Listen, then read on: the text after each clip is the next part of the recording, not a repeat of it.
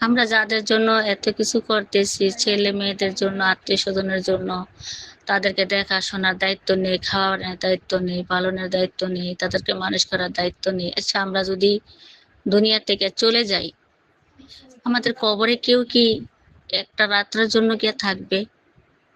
বলে দেখি না।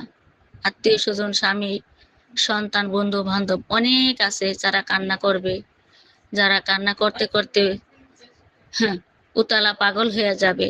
সেই লোকটা বা যে ভালোবাসার মানুষ, যাকে আমরা মান সম্মান কিচ্ছু চিন্তা করি না, তার মন থেকে আমরা ভালোবাসি, তাদের জন্য আমরা জীবন দিতে প্রস্তুত হয়ে যাই, সেই মানুষটাও যদি মারা যায়, তাহলে তার সাথেও কি কেউ কি কবরে একটা রাত থাকবে? বলবে যে ঠিক আছে, তারা যখন এখানে মারি দিতেছ, আজকে রাতে আমি নিজে কবর থাকে তার করে দিই, তার সাথে থাকি। কেউ কিন্তু যাবে না, কেউ যাবে না, কবরে নামতেই চায় না অনেকে। একটা ছেলে তার মাকে এত বেশি ভালোবাসে, মা ছাড়া কিছুই বুঝে না। যখন একটা সময় তার মা বৃদ্ধ হয়ে গেল, তার মা অসুস্থ হয়ে গেল, তখন ধীরে ধীরে তার মার মায়া তার থেকে কমে আসলো।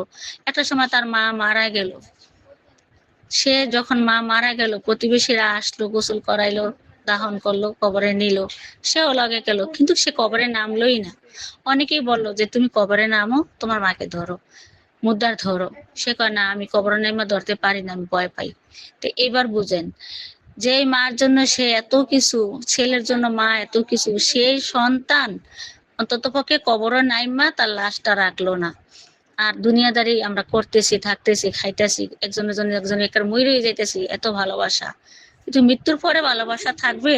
কখনই থাকবে না। যা যা চিন্তা সে সেই করবে, বয়ে 3 গ্রাম দৌড়ে পালাইবে।